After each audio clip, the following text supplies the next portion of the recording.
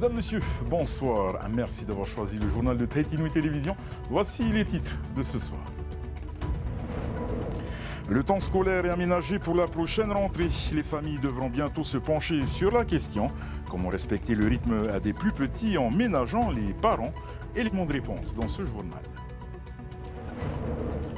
10 000 consommateurs d'ail en Polynésie. Le fléau monte en puissance. À la rentrée solennelle du palais de justice, le procureur de la République lance un cri d'alarme. Pour en parler, le premier président de la Cour d'appel de Papeete, Thierry Paul, est notre invité ce soir. Nous ferons un petit tour au Tuamotu. Ce soir, nous partirons à Rongiroa à la rencontre de Tetauru, passionné de chasse sous-marine. C'est notre carnet de voyage.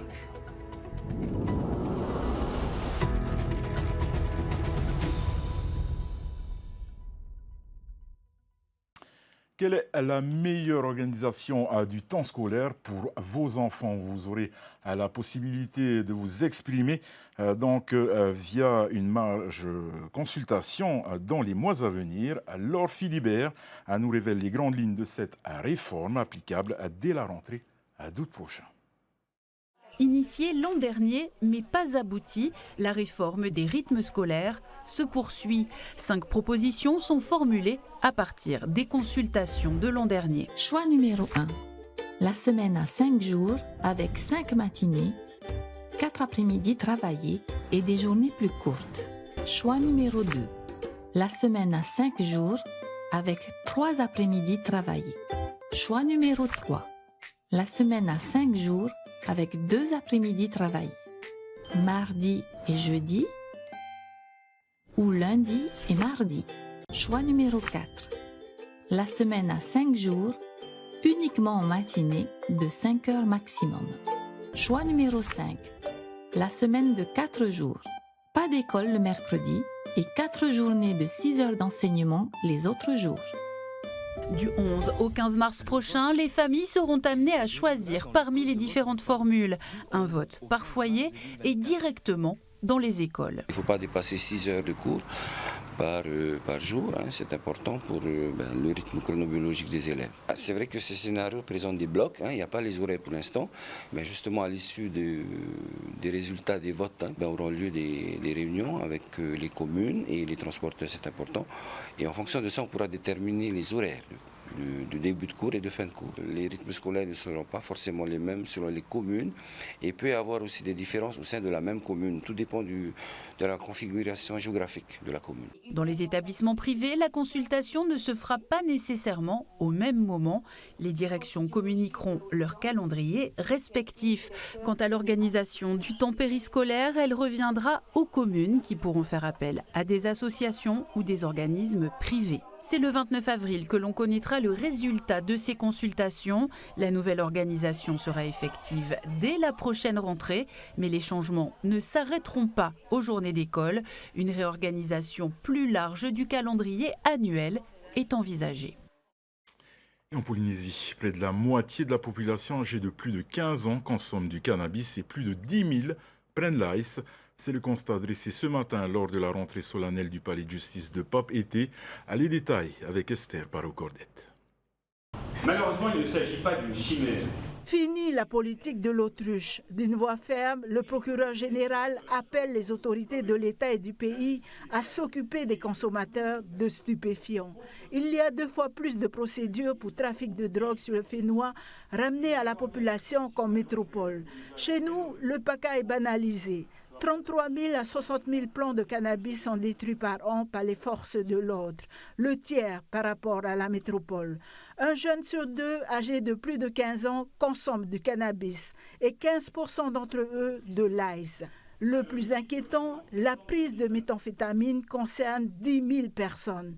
Pour le magistrat, il faut investir lourdement dans la prévention et l'accompagnement médical des consommateurs.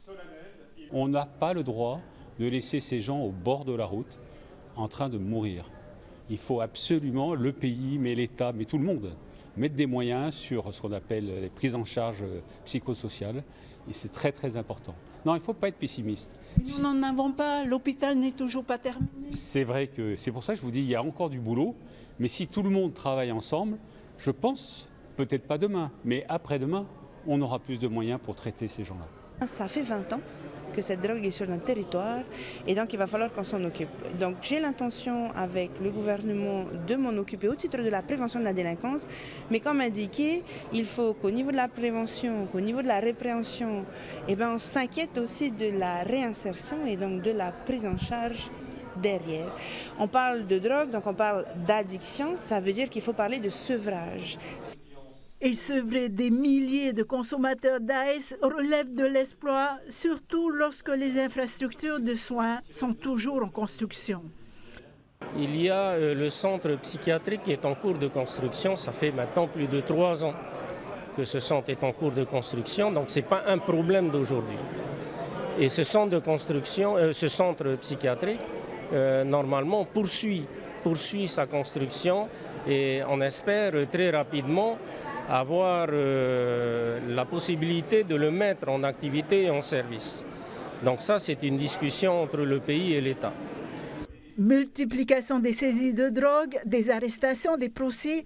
Si les chiffres sont alarmants, c'est que l'institution est efficace. La justice, avec des moyens encore insuffisants, juge mieux et vite.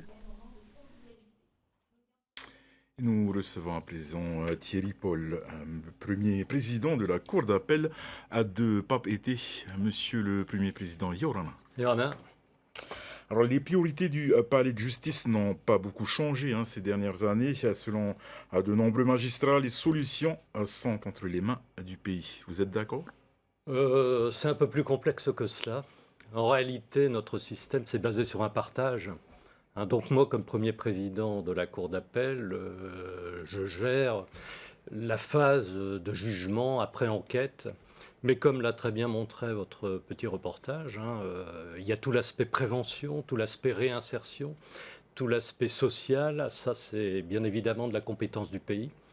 Donc en réalité, tout ça, ça doit être bien articulé du mieux possible. Je pense que c'est le cas. Il y a de très bonnes relations entre le palais de justice et le pays, qui est notre principal partenaire. Après ça, sur la question des moyens qui est évoquée, là, il ne m'appartient pas de m'exprimer là-dessus. Le pays exprime bien les moyens qu'il entend mettre dans ses politiques. Moi, ce que je peux dire, c'est que les moyens de la justice aussi doivent être améliorés, augmentés, pour pouvoir faire face à ces charges, notamment pénales, tous ces trafics de stupéfiants et d'autres infractions dont nous sommes saisis tous les jours. On parle beaucoup du pénal, notamment dans la presse, mais le contentieux le plus important au Fénois reste le civil, notamment pour les affaires de terre. Le stock de dossiers reste aujourd'hui très important. Pourquoi ? Alors vous avez raison de dire que le civil, c'est important et qu'on n'en parle pas assez. Le civil, c'est tous les litiges, les affaires de divorce, les affaires du travail, les affaires de commerce. Tout ça, c'est un pan d'activité dont on ne parle pas assez, mais qui est très important pour la vie quotidienne. Et parmi ces affaires, effectivement, il y a les affaires foncières. On a mis beaucoup de moyens sur le foncier depuis quelques années. Là, effort commun entre le pays et l'État. On a ce tribunal foncier il y a eu un contrat d'objectifs qui a bien fonctionné. Les stocks ont bien diminué ces dernières années. La présidente du tribunal a signalé une remontée cette année. Et elle a expliqué qu'on a des difficultés avec un certain nombre de dossiers qui sont en expertise. C'est des dossiers complexes, souvent avec beaucoup de parties, parfois 100, 150 parties. Vous savez, les familles, les indivisaires, tout ça, c'est très compliqué. Et souvent, il faut une expertise pour clarifier une situation, partager des lots. Et les experts, il n'y en a pas assez. Et ces expertises sont trop longues. Et un tiers des dossiers donc, sont en attente du retour d'expertise. C'est la raison principale de l'augmentation de ces affaires l'année dernière.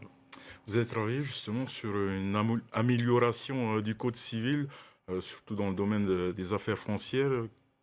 Où en est-on ? Donc il y a eu une réforme importante votée par l'Assemblée nationale pour simplifier le traitement de ces dossiers, avec notamment le partage par souche, la possibilité de juger les dossiers sans que tous les indivisaires soient présents. Donc tout ça, ça contribue à améliorer la situation et à moyen et long terme, précisément améliorer les délais, mais on a toujours ce problème des expertises, et puis on manque aussi d'experts géomètres, par exemple. Donc là, il y a effectivement des solutions à chercher, et nos collègues du tribunal foncier s'y attachent. Autre contentieux important en civil, les divorces. Qu'est-ce qui complique les procédures? Je dirais que ce n'est pas les procédures les plus compliquées. C'est une part importante de l'activité du tribunal et de la cour d'appel. Et c'est très important pour le quotidien des Polynésiens. Alors, c'est forcément des affaires compliquées parce que il y a des mésententes, il y a des graves problèmes qui conduisent les conjoints à divorcer, à se séparer. Alors, ce qui est compliqué après, c'est d'agir dans l'intérêt de l'enfant. C'est ça la priorité. Donc ça amène souvent à faire enquête sociale, etc., expertise psychologique, etc. Et ça, les juges des affaires familiales sont très sensibles à ça, tout comme les juges des enfants. La règle, c'est l'intérêt de l'enfant. Là où on pourrait progresser, c'est dans le développement de la médiation. C'est toujours préférable de trouver un accord. Là, c'est vrai qu'on a des progrès à faire. D'ailleurs, prochainement, au mois de mars, on va recevoir la visite de ce qu'on appelle les ambassadeurs de la médiation.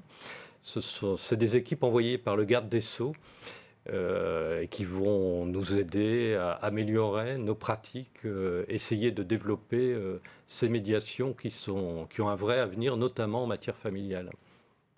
Vous avez demandé à augmenter le nombre de magistrats. C'est pour répondre à quels besoins exactement?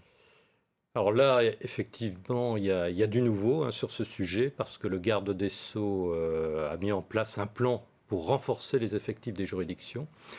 Et nos juridictions vont en bénéficier.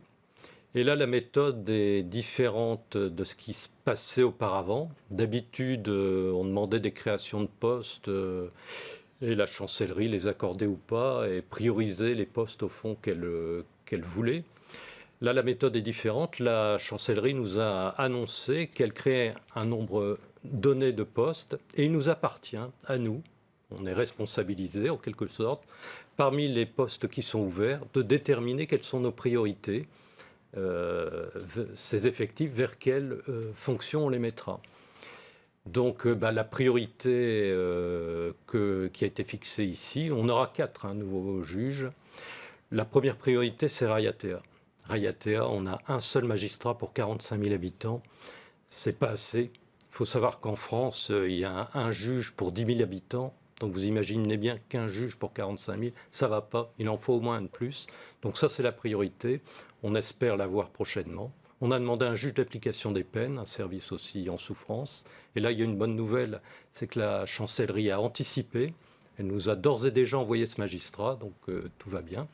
Juge des enfants, ça c'est important aussi. On a demandé la création d'un juge des enfants. C'est aussi un service qui est très très chargé.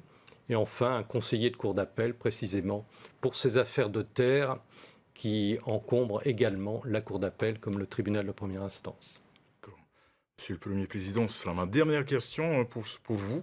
Ce soir, vous avez présidé votre dernière rentrée solennelle à la Cour d'appel de Papeete. Quel bilan vous pouvez déjà tirer aujourd'hui? Alors, c'était certes ma dernière audience solennelle, mais je ne suis pas parti encore. Je ne partirai qu'à la fin de l'année. Donc, j'aurai encore la joie de travailler pendant toute l'année avec mes collègues, les greffes, les avocats. Et puis j'ai encore quelques objectifs à remplir, donc je les tirerai à profit ces quelques mois. Depuis 4 ans, les juridictions ont beaucoup progressé, beaucoup changé, notamment dans le sens d'un meilleur accès au droit et d'une meilleure proximité. C'est une des priorités que j'avais données. Accès au droit, pour exercer des droits, encore faut-il en avoir connaissance. Et il y avait une insuffisance là-dessus en Polynésie française, et notamment il n'y avait pas de conseil d'accès au droit. Conseil d'accès au droit, ça permet de donner des renseignements, des consultations gratuites à tous nos concitoyens, aux Polynésiens qui en ont besoin. Donc ça s'est mis en place. On a plus de permanence, non seulement d'avocats, mais aussi de notaires. On a une juriste dédiée, et cette juriste d'ailleurs va dans les archipels avec les tournées foraines. Donc ça, c'est vraiment un grand progrès que j'ai vu que j'ai vu pendant ces 4 années. Et également une meilleure proximité, parce qu'on est un territoire grand comme l'Europe. Et je me suis aperçu, tout le monde le sait d'ailleurs, ce n'est pas un mystère, qu'il y a des zones de la Polynésie qui sont quasiment des zones de non-droit parce qu'on a un juge forain qui y va une fois tous les ans, tous les 2 ans dans les principales îles, et notamment les Tuamotu, Gambier, Austral. C'est les 3 archipels les plus déshérités. Et la bonne nouvelle, on a réussi à obtenir de la chancellerie une section détachée, c'est-à-dire une véritable juridiction pour ces 3 archipels. On en avait déjà une à Rayatea, une à Nukuiva. Nous en avons maintenant une pour ces 3 archipels. Ça veut dire que le juge, il y aura un juge à plein temps, une équipe qui se déplacera beaucoup plus souvent, 2, 3 fois plus souvent, et pas seulement dans les plus grosses îles, mais également dans les plus petites îles. Donc ça, c'est le bilan et ma principale satisfaction. Après ça, il y a l'amélioration des délais, des stocks, mais c'est plus technique, mais pour le quotidien des Polynésiens, c'est ça, encore une fois, la proximité, l'accès au droit. Merci beaucoup, Monsieur Thierry Paul, d'avoir accepté notre invitation. Merci. En mission à Paris, le président de la Polynésie, Moetai Broederson, s'est entretenu avec la ministre des Sports et de l'Éducation, Amélie Oudéa-Castéra. Le dossier de la Tour des juges était au cœur des discussions, parmi les autres sujets évoqués, à la préparation des Jeux du Pacifique de 2027. Julien Panafieux et Wallis Glaise. L'heure est à présent à l'action pour le président polynésien et la ministre de l'Éducation et des Sports, Amélie Oudéa-Castéra. Une ministre fraîchement nommée et déjà au cœur d'un cyclone médiatique dans l'Hexagone. Concernant les polémiques autour de l'organisation de surf à Teahupo'o, pour le président, l'orage est lui aussi passé. Au plan local, il n'y a plus de débat, il n'y a plus de polémique. Voilà, la solution qui a été proposée a convaincu les Polynésiens. Le déroulé des travaux les a rassurés puisqu'on n'a eu aucun incident. Les associations étaient là pour observer ce qui se faisait. Les surfeurs passaient devant le chantier pour aller surfer tous les jours. Il n'y a plus de polémique. Cela a déjà été confirmé en décembre dernier. La Tour des juges sera livrée en mai en Polynésie et sera prête pour la Tahiti Pro, une répétition générale à l'épreuve de surf des JO. Concernant les autres infrastructures liées aux Jeux Olympiques, comme les hébergements, le pays est dans les temps. Tout est calé, on a fait le rétro-planning, on l'a revisité avant-hier avec mes équipes. On est même en avance puisqu'on a livré quasiment un mois en avance de phase la passerelle, ce qui nous permet du coup de démonter les protections de chantier qui gâchaient la vue, qui empêchaient les gens de voir la mer quand ils passaient au PK0. Donc ça aussi, cet aspect amélioration visuelle, psychologiquement, c'est agréable tout simplement. Après les Jeux Olympiques, Tahiti sera encore une terre de sport avec les Jeux du Pacifique en 2027. Un défi important pour la Polynésie. C'est nos JO à nous, dans le Pacifique. 3000 athlètes qui seront là, 5000 personnes au total. Toutes les épreuves des JO quasiment, des JO d'été en tout cas. Pendant 3 semaines à Tahiti en 2027 avec une mise à niveau des infrastructures sportives qui est nécessaire avec une logistique d'encadrement, d'accueil qui est un peu celle des JO ici à notre échelle. Après la livraison de la tour au mois de mai, la ministre de l'Éducation et des Sports devrait a priori se rendre en Polynésie aux alentours du 13 juin pour visiter le site. Et après une fin de saison 2023 clôturée en beauté, Mihimana Braille est en pleine préparation pour la reprise des Challenger Series fin avril en Australie. Pour le guider vers le tour mondial, il a pu compter sur les conseils avisés de Michel Bourez, le Spartan qui voit son protégé se qualifier pour le CT cette année. Désiré Teivao les a rencontrés pendant l'une de leurs sessions d'entraînement à Papineau. J'ai qu'un objectif en vue cette année, c'est la qualification pour le WCT. On y travaille pour tous les jours et avec cette équipe comme ça, je pense que ça va le faire, quoi. Depuis le début du mois de janvier, Mihimana Braille et Michel Bourez se retrouvent une fois par semaine à Papineau pour s'affronter amicalement dans des séries de 25 minutes. Des conditions que Mihimana retrouvera sur la première étape des Challenger Series en Australie. Tous les jeudis, Michel il vient pour moi, pour m'entraîner, pour me booster, pour élever mon niveau. Voilà, parce que j'ai beaucoup de choses à apprendre avec lui et du coup voilà, c'est assez intéressant, donc c'est cool. Les séries qu'on fait à chaque fois, c'est comme s'il commençait pour la première, c'est comme si c'était un quart de finale et ensuite une demi et une finale. Donc il faut qu'il aille en crescendo à chaque fois. Tu vois, c'est pas, tu arrives à la première série, tu es un peu fatigué. Non, tu arrives, tu dois envoyer dès le départ. La deuxième pareil, la troisième pareil. Donc c'est un peu cet état d'esprit qu'il faut avoir. Quand tu surfes avec quelqu'un qui a de l'expérience, quelqu'un qui sait que il peut te battre, quelqu'un qui sait te mettre la pression surtout, eh ben ça change tout. Sur la plage, le coach de l'équipe de France de surf, Hirat Inatofa, assisté d'Hugo Palmarini, filme chaque série. Place ensuite au débriefing avec les surfeurs. Objectif, corriger toutes les petites imperfections. Michel, Hira et Hugo, ils sont tous là pour m'encadrer. Quand il y a quelque chose qui ne va pas, ou quand ils voient que je commence à dérailler, ou il y a ça qu'il faut travailler, ou il y a un petit relâchement, ils sont là pour me dire, quoi. Donc c'est ça qui est important, parce que tout seul c'est très difficile, mais voilà.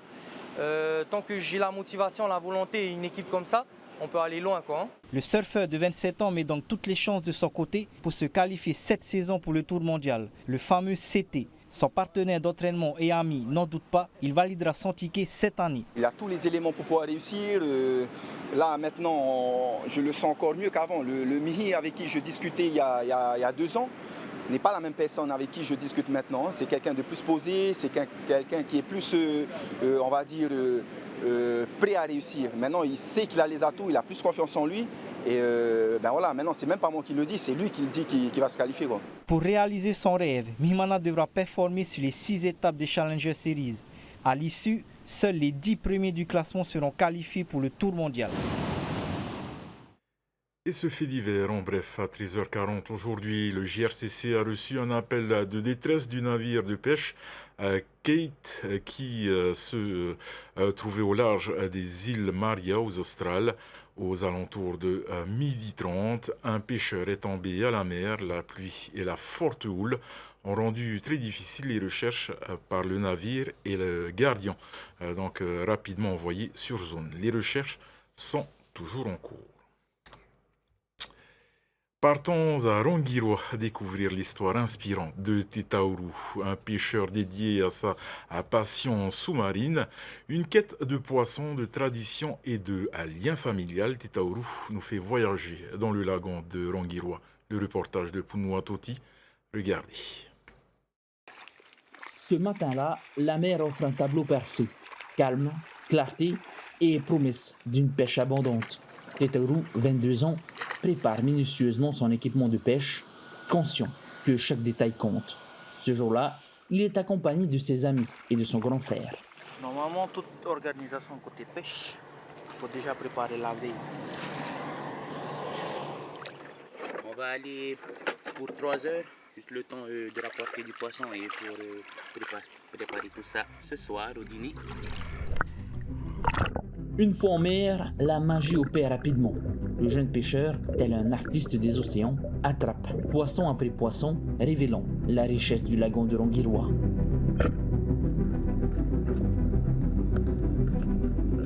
Pourtant, même dans ce paradis aquatique, le danger guette. Les requins, habitués de la zone, ajoutent un élément de suspense. Car en effet, Tetaourou et ses compères ne sont pas à l'abri d'un danger. Après une heure fructueuse, le bac de Tetaourou est déjà rempli de poissons variés. Promesse d'un festin délicieux pour sa famille et ses amis. Le retour à la maison signifie nettoyer, écailler et préparer le poisson pour un repas savoureux. Le menu prévoit un festin de poissons crus et cuits au four, relevé par la saveur du gingembre. On vient d'arriver à la maison. Sur les îles des Tuamotu, l'océan se présente comme le garde-manger essentiel des habitants. Dans certaines îles de cet archipel, la pêche demeure le moyen unique pour se nourrir et subvenir aux besoins de la famille. Voilà, nous arrivons au terme de cette édition. Votre soirée sur Tétine Télévision. Ne manquez pas à 19h20, NCIS Hawaii, saison 2. Le sens de l'honneur, suivi à 20h50 à l'histoire secrète des inconnus, le doc événement. Au nom de toute l'équipe qui a préparé ce journal, merci de nous faire confiance. Excellente soirée sur Tétine Télévision et à demain. Retrouvez ce journal en replay sur notre site internet et notre application mobile TNTV.